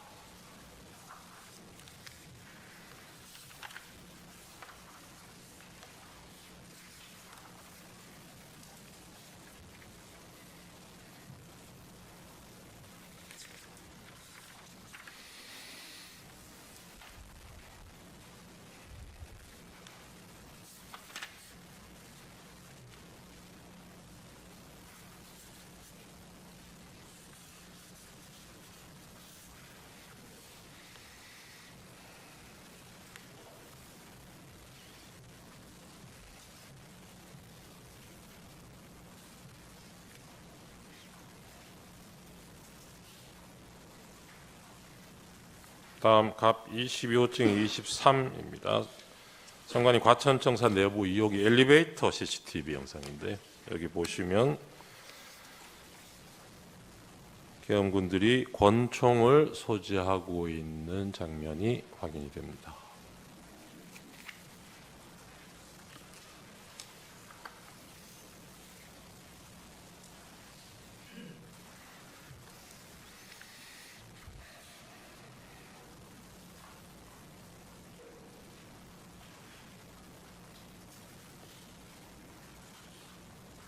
다음 갑 22호증이 24입니다. 중앙선관위 과천청사 내부 신관 2층 승강기 CCTV 영상인데 저 선관위에서 사무실에서 선관위 조직도를 확보해서 전달해주고 있는 장면으로 보입니다. 다음 23호증의 2입니다. 선관위 과천청사 정문 외곽 CCTV 영상입니다. 지금 보시는 거는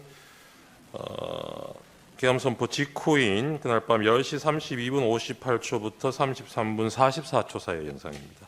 계엄군 10명이 피청구인 선포 직후인 이 시간대에 선관위 과천청사 정문으로 들어오는 모습입니다.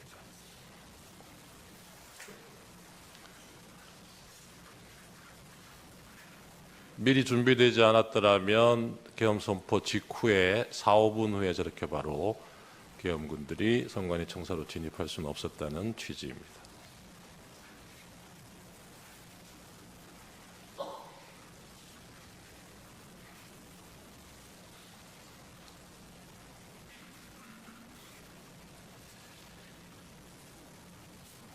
다음인가요?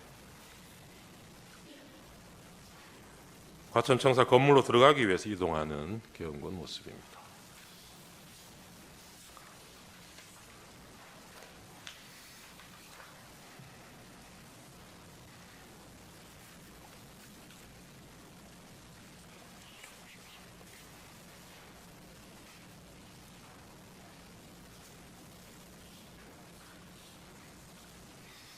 네, 23호증의 18 과천청사 정문 우측 영상입니다.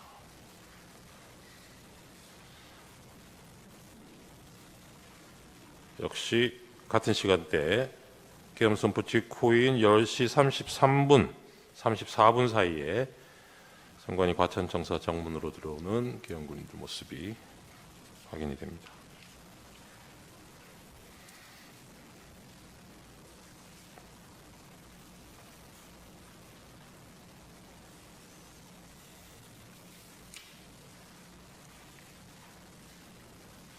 정문으로 들어와서 청사 경내 청사 안으로 들어오는 모습입니다.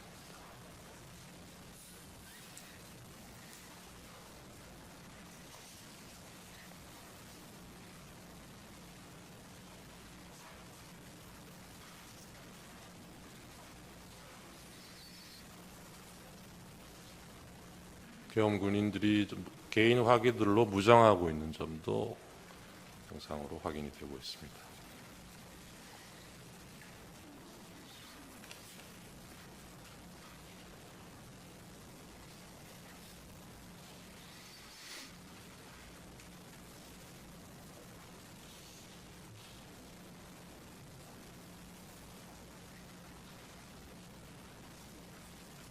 이 부분은 앞에 보셨던 영상이랑 같은 내용을 아마 각도만 다르게 잡은 있는 것 같아서 조금 생략하셔도 될 것 같고 24호증에 1로 넘어가 주셔도 좋을 것 같습니다. 네, 이 부분은 선관위 선거정보센터 CCTV 영상 파일인데요. 시간은 그날 10시 32분부터 33분 사이입니다. 이게 서버실인데 군인들이 서버실 내로 들어오는 장면입니다. 아까 정문으로 들어왔던 시간하고 비교해 보시면 들어오자마자 이 바로 서버실로 시간상으로는 그렇게 이동을 한 것으로 보입니다.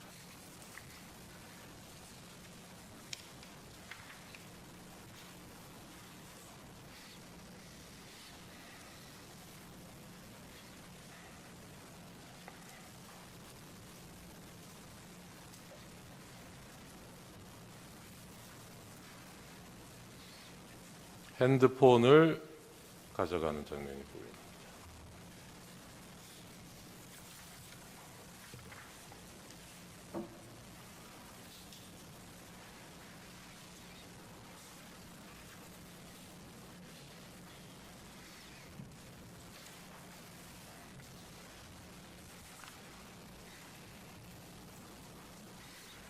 (24호증에) 3 보고 계십니다.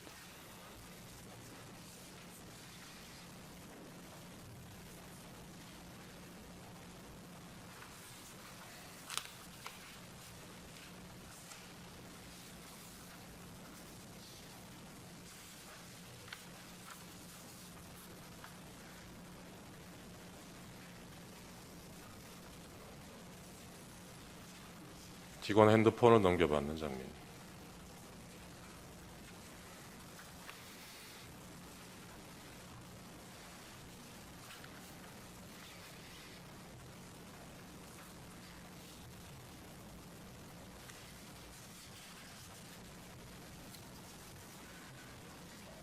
다음 24호증의 13입니다. 선관위 선거정보센터 CCTV 영상인데요.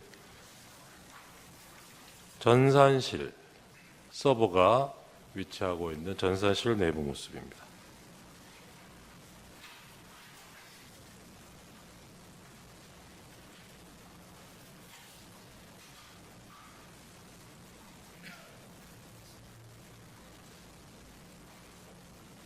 방첩사 군인들로 보이는데요. 서버 사진을 찍고 있는 장면입니다.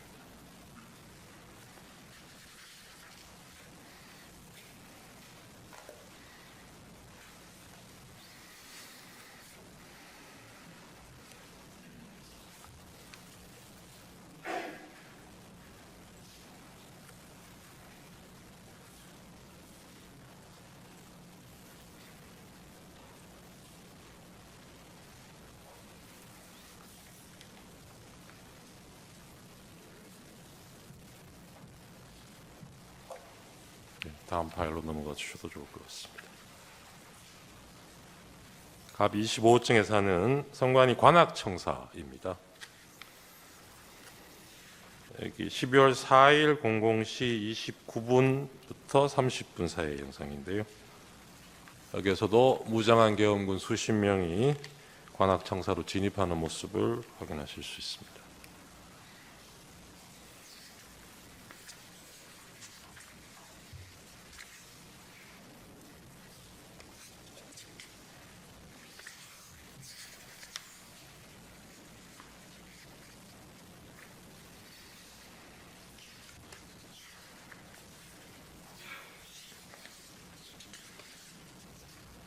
네, 여기는 역시 같은 관악청사 뒤편 공간인데요. 화단이 있는 이 공간에도 군인들이 배치가 돼서 건물을 통제하고 있는 모습을 확인하실 수 있습니다.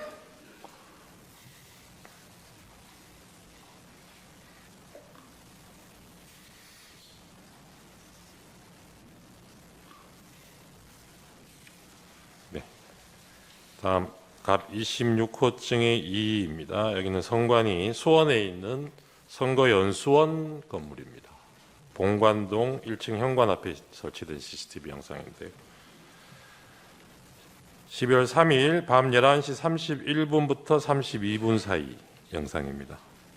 선거연수원에 경찰들이 집결해서 지휘관 지시를 받아서 이동하는 모습입니다.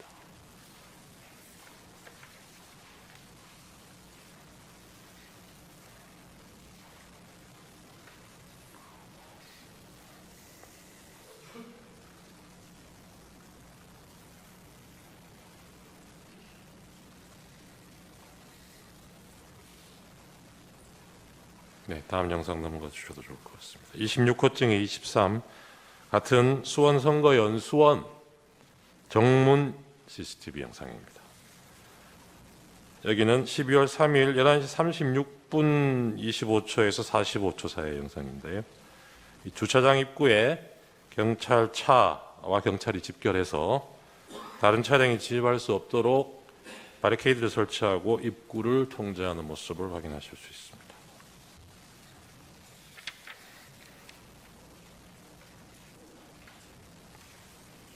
다음 영상입니다. 이어진 영상도 26호증의 26인데 같은 위치고요. 시간이 이때는 날이 바뀌고 새벽 1시 42분부터 43분 사이 영상입니다. 경찰버스 2대가 진입하고 해당 버스에서 내린 경찰들이 연수원 내부로 집결하는 모습을 보고 계십니다.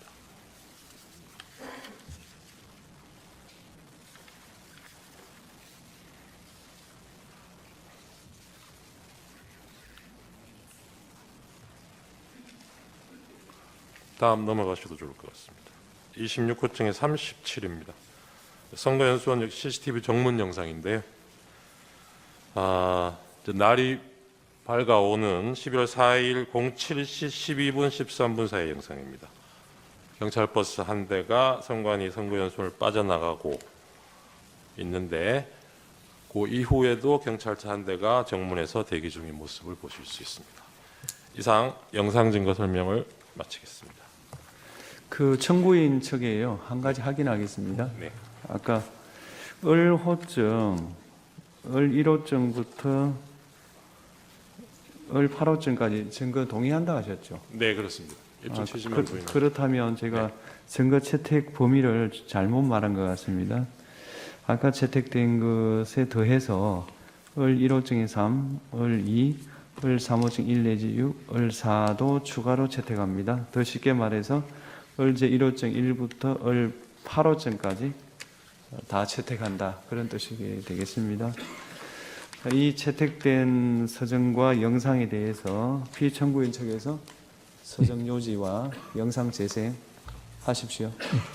우선 반대신문 기회가 부여되지 않은 진술에 대해서 피청구인 측이 청구인 측이 소개 진술을 한 것에 대해서 이후 우리 심판 과정에서 상세하게 반박이 이루어질 예정이겠습니다만은 우선 짧게 말씀드리면은 청구인 측은 대통령의 헌법상 권한으로 헌법에 기재된 비상계엄에 대해서 내란몰이로 수사를 하면서 며칠 뒤인 7일, 8일에 전격적으로 구속이 이루어지고 모두가 이런 상황에서 무서워하면서 책임 전가를 하고 있는 상황 속에서 진술이 이루어진 것들을 지금 보이고 있다고 하겠습니다. 이런 뒤집힌 상황은 문제된 계엄이 과거의 통념과 같은 그런 정식의 계엄이 아니라는 것을 오히려 보여준다고 하겠습니다. 기타 영상에서 분절적인 부분이라든지 문제점에 대해서는 차후 상세히 말씀드리도록 하겠습니다. 오늘 피청구인 측의 PPT를 사용하여 서중 중 일부에 대한 요지를 진술하도록 하겠습니다. 을제 1호증의 1은 2024년 10월 국정원이 발표한 선관위 투개표 시스템 보안점검 결과에 관한 것입니다. 2023년입니다. 죄송합니다. 보안점검 결과 해킹을 통해 유권자 등록과 투표 여부를 관리하는 통합 선거인 명부 시스템의 내용을 변경할 수 있었고, 투표관리관 도장의 이미지를 절취하여 실제 사전투표 용지와 동일한 투표지를 얼마든지 만들어낼 수 있었습니다. 을 제4호증은 법원이 연수을 선거무효소송 변호사들에게 준 통합선거인 명부 사본입니다. 이 사본에는 선거인의 성명과 주소가 삭제되어 명부상의 투표자가 실제로 투표했는지 여부를 전혀 확인 검증할 수 없도록 되어 있습니다. 하지만 대법원은 판결문에서 원고가 선거인 명부를 열람했으니 실제 투표 여부를 확인할 수 있었을 텐데 아무런 주장과 증명도 없다고 했습니다. 도장 파일을 절취하여 위조 투표지를 쉽게 만들 수 있다는 점 앞서 말씀드렸습니다. 을제 3호증의 4 및 19는 제21대 총선 재검표 현장 등에서 촬영된 투표지들의 사진입니다. 총 6곳에서 실시된 재검표 현장 등에서 신권다발처럼 빳빳한 투표지 묶음들이 수없이 나타났습니다. 정상적으로 기표한 후 접어서 투표함에 넣어 뒤섞인 투표지들이라고 전혀 볼 수 없이 인쇄소에서 재단되어 바로 옮겨진 것 같은 모양이었습니다. 을제 3호증의 4는 선관위가 홈페이지에 게시했던 영상물을 캡처한 사진입니다. 선관위는 개표장이나 재검표장에 신권다발처럼 빳빳한 투표지가 나온 이유로 원상태로 회복하는 기능을 가진 특수 재질 종이를 사용했기 때문이라는 영상을 올렸다가 내렸는데, 투표용지를 감정한 전문가는 그런 종이는 세상에 없습니다라고 증언한 바 있습니다. 그런데도 선관위는 다시 원상 복원 기능이 있는 종이라는 영상을 새로 올렸다가 비상계엄 이후 삭제하였습니다. 을제 3호증의 2는 인천 연수구 송도 2동 제6투표소에서 나온 투표관리관인이 뭉개진 당일 투표지들입니다. 위 투표소에서 나온 1974표의 당일 투표지 중 1000장이 넘는 투표지가 이런 상태였고, 그중 294표는 한 글자도 식별이 안 되어 무효표로 처리되었습니다. 선관위는 관인을 찍는 만년 도장을 적색 스탬프에 다시 찍어서 이렇게 됐다고 주장했으나 증인으로 나온 투표관리관은 해당 관인을 찍거나 이런 투표지에 대해 보거나 들은 적도 없으며 관인을 실제로 찍었던 2명의 투표 사무원 중 한 사람 역시 전혀 모르는 일이라 했다고 증언했습니다. 하지만 대법원은 진술서 한 장 반박 증거로 제출하지 않은 선관위의 해명을 그대로 인용했습니다. 을제 3호증의 11은 제21대 총선 영등포을 선거무효 소송의 원고 박용찬이 2020년 5월 투표지 보관 당시 찍었던 투표지 보관실 문고리 봉인 상태와 2021년 8월 재검표를 위한 검증 기일에 다시 찍은 문고리 사진을 비교한 것입니다. 봉인 테이프가 마무리된 각도, 판사의 도장 위치, 뒤쪽 봉인 테이프의 모습 등이 너무나 달라서 한눈에도 누군가 봉인을 뜯고 새로 붙였다는 것을 알 수 있었습니다. 원고 박용찬을 대리한 단체가 고발했지만 수사기관의 최종 결정은 범행을 저지른 성명불상자를 찾을 때까지 수사를 중지한다는 것이었습니다. 이상 서증요지 진술의 핵심은 국내외 주권 침탈 세력에 의한 거대한 선거 부정 의혹이 있었으나 선관위와 법원, 수사기관을 통해 제도적으로 해결되지 못하여 국가 비상 상황이 초래되었다는 것입니다. 이상으로 서증요지 진술을 마치겠습니다. 예, 이상의 증거 조사 결과에 대해서 쌍방의 의견이 있습니까? 우선 청구인 의견이 있습니까? 특별히 없습니다.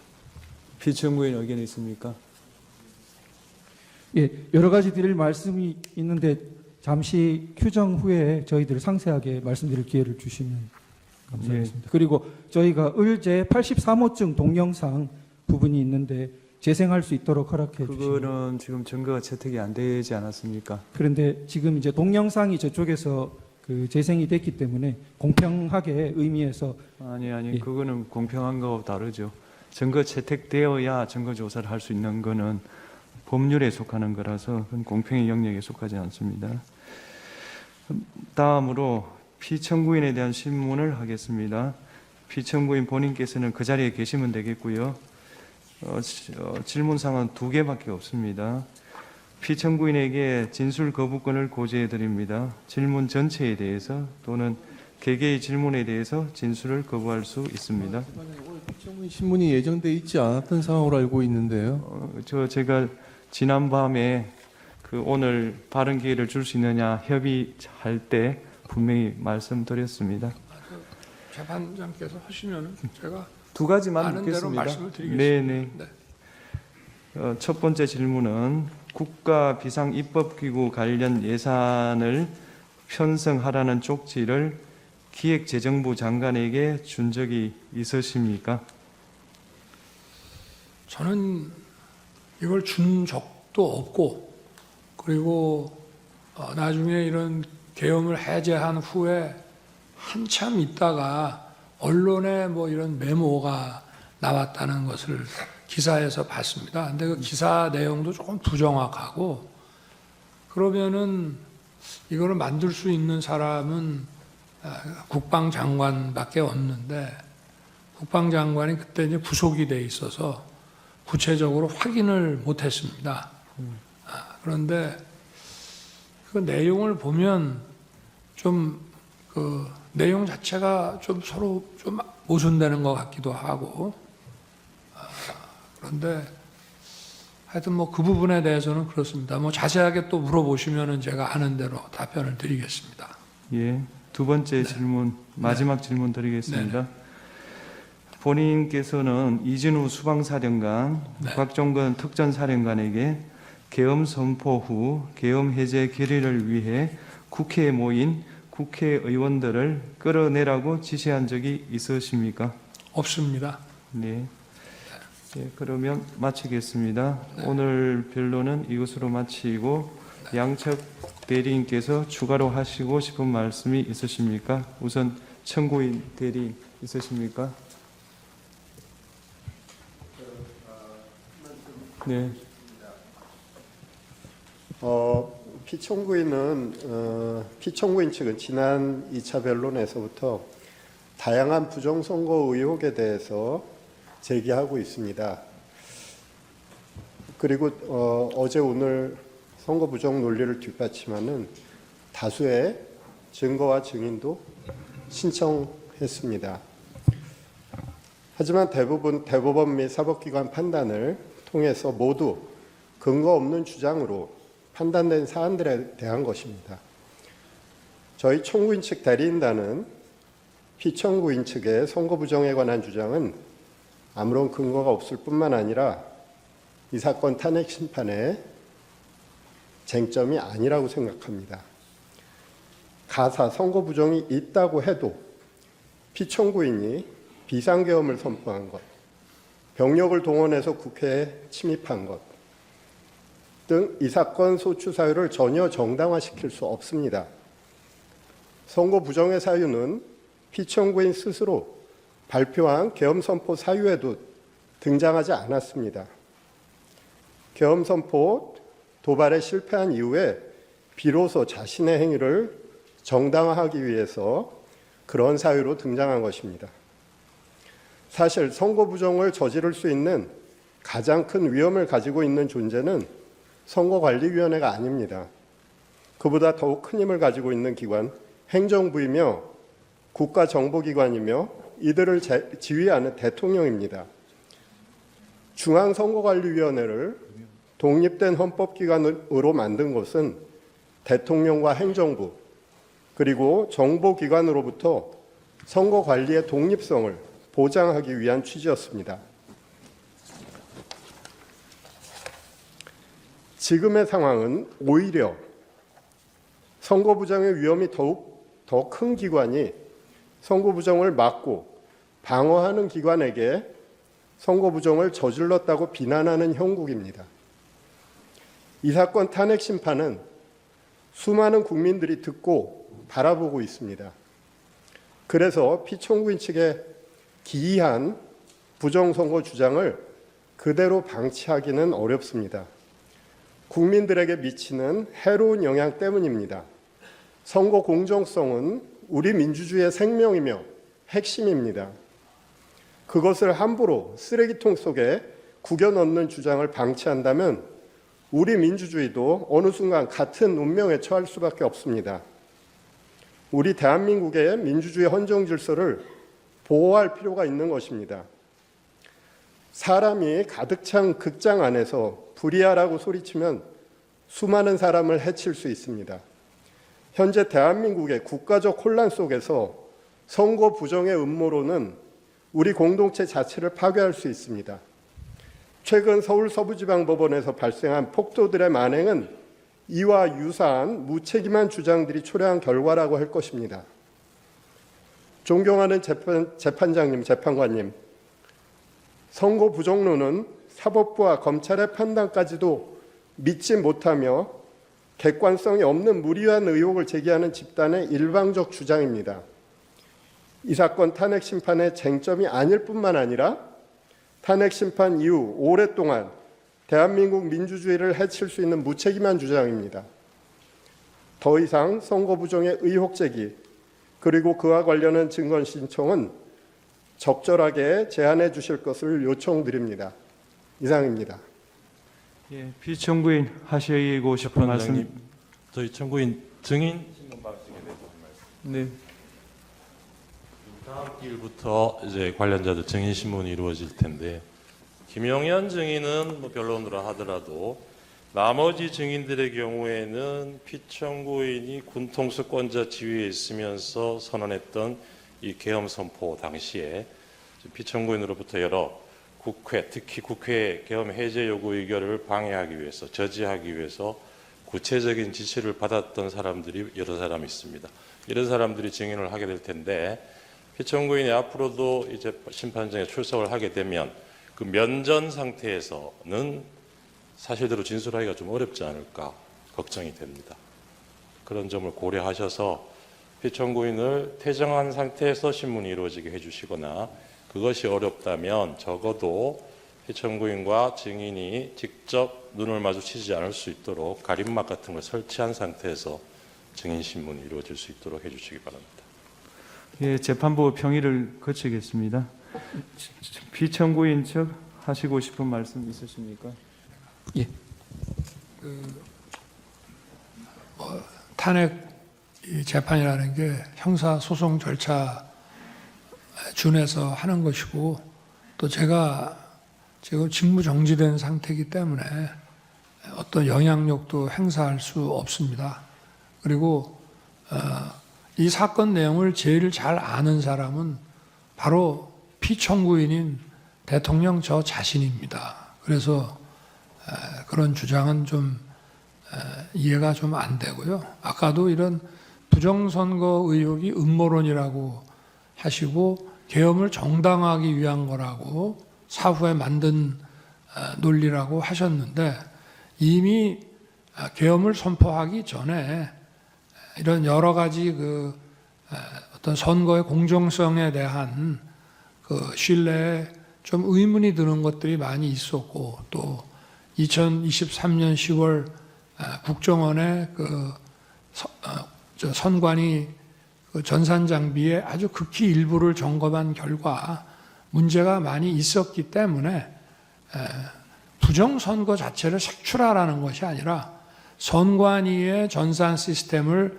전반적으로 스크린할 수 있으면은 해봐라. 어떤 장비들이 있고 어떤 시스템에 의해서 가동이 되는지 그런 것이기 때문에 저희가 무슨 선거가 전부 부정이어서 믿을 수 없다 하는 그런 음모론을 제기하는 것이 아니라 팩트를 확인하자는 그런 차원이었다는 점을 이해해 주시기 바랍니다. 네. 네, 말씀 잘 들었습니다. 더 하시고 싶은 이야기는 없으시죠? 예, 그러면 제3 재판님 하나만 좀 추가해야 되겠습니다. 지금 아까 우리 청구인께서 그 당시 이 집권 여당이 대통령 하에서 치러진 우리 지금 피청구인이 대통령이 지휘해서 치러진 선거에 대해서 부정이 뭐 없고 책임은 이쪽에 대통령이 있다고 말씀하셨는데 조만간 이번 취임한 트럼프 대통령이 2020년 미국 대통령 선거가 그 당시 트럼프가 재임 기간 중인데 그때의 선거 부정에 대해서 조만간 미국에서도 미국 스스로의 어떤 조사 결과가 나올 겁니다. 그러니까 그게 꼭 대통령이라고 해서 독립적인 선거가 이루어지고 있는 선거관리기구에 대해서 모든 걸 다 통제하는 건 아니기 때문에 어떤 문제점은 발생할 수 있고 국민들은 거기에 대해서 많은 의구심이 있고 지난 4년간 이런 것들에 의혹이 제기되고 있고 더군다나 국정원 보안 서버 점검 결과 문제가 있다고 했기 때문에 대통령으로서는 그 문제를 점검을 하고자 하는 것일 뿐이지 저희 피청구인 대통령께서 선거 부정이 있다고 단정해서 하는 것은 아니라고 하는 것을 다시 한번 말씀을 드리고 그리고 계엄 선포 이후에 이루어진 과정에 비추어 보면은 사후에 그 어떤 변명을 추가하는 것이 아니고 국정의 안정을 위해서 그 선포할 때부터 대통령께서 점검하고자 하셨던 항목임을 다시 한번 말씀을 드립니다. 절차에 대해서 조금 말씀드리고 싶습니다. 네. 예, 그 저희가 오늘은 피청구인 측은 그 을 1호증부터 5호증 내지 8호증 정도까지밖에 서중요지 진술을 하지 못했는데 지금 제출은 저희가 92호증까지 이렇게 많이 추가 제출되었습니다. 그 부분 그 증거 조사에 대해서 일정을 언제 할 수 있는지 조금 내일 체부에 대해서 저 증거 인부에 대해서 의견서를 내시면 모레 평일을 할 수가 없어서 지금 제 생각으로는 일부는 1월 23일, 대부분은 2월 3일 날 체부를 결정할 것 같습니다. 예. 체부입니까? 아니면 조사입니까? 왜 체부 그러니까 채택이 되면 바로 그날 조사하니까요. 예. 같은 날이라고 보시면 되겠습니다. 이상으로 예. 청구인 측에서 그 보여준 그 영상에 대해서 예. 제가 그냥 짧게 한 말씀만 예, 이해를 돕는 차원에서 하십시오. 잘 봤습니다. 그런데 아까 그 군인들이 그 저 본청사에 진입을 했는데 저 직원들이 좀 저항을 하니까 스스로 이렇게 나오지 않습니까? 얼마든지 더 들어갈 수 있는데도 저게 이 점을 좀 국회의 의결을 방해했다는 얘기를 자꾸 그 소추인 측에서 또 지금 민주당에서 하고 있는데 저는 그런 말씀을 하나 드리고 싶습니다. 가사 그러면 12월 3일, 4일 그 밤에 그 내려진 의결을 군을 투입해서 방해했다고 한다면은 그럼 그걸로 이제 더 이상 계엄 해제 요구를 못하고 계엄이 쭉 그냥 가는 것이냐? 저는 그렇지 않다고 봅니다. 대한민국에서 국회와 언론은 대통령보다 훨씬 강한 초갑입니다. 만약에 제가 무리를 해서 계엄 해제 요구 의결을 못하게 한다 해서 국회 아니라 다른 장소에서도 할 수 있고 그 이후에 얼마든지 계엄 해제 요구를 할 수가 있습니다. 그러고 그거를 만약에 막았다고 한다면 그거는 정말 뒷감당을 할 수 없는 일이라고 저는 생각합니다. 그래서 뭐 계엄 해제 요구를 막았다, 뭐 여러 가지 이런 증언들을 막 이렇게 모아가지고 그렇게 얘기를 하시는데 계엄 해제 요구 결의가 사실은 저도 그 방송을 보고 있었습니다마는 의원들 사이에서도 국회의장과의 관계에서 아니 빨리 합시다. 그리고 또 우원식 의장은 아니 그래도 절차는 밟아야 되는 거 아닙니까? 이렇게 하면서 좀 국회법에 딱 저기 맞지 않는 그런 아주 그 신속한 그런 결의를 했거든요. 그렇지만 저는 그거를 보고 바로 군을 철수시켰습니다. 그래서 국회 마당에 있던 사람들이 나갔고요. 그리고 아까 뭐 국회의장 공관 옆에 군인들이 지나가면서 마치 뭐 국회의장을 새벽 2시에 뭐 체포할 것처럼 그게 아마 제가 볼 때는 퇴각하는 과정에서 일어난 일이 아닌가 싶고요. 제가 드리고 싶은 말씀은 그거를 그 당시에 막거나 연기한다고 해서 그게 막아지는 일이 아니라는 점을 말씀을 드리고 싶습니다. 네, 말씀 잘 들었습니다. 이상으로 제3차 변론기일을 마치겠습니다. 다음 기일은 1월 23일 목요일 오후 2시고 그날은 2시 반에 정인 김용현에 대한 정인신문을 하도록 하겠습니다. 이상입니다.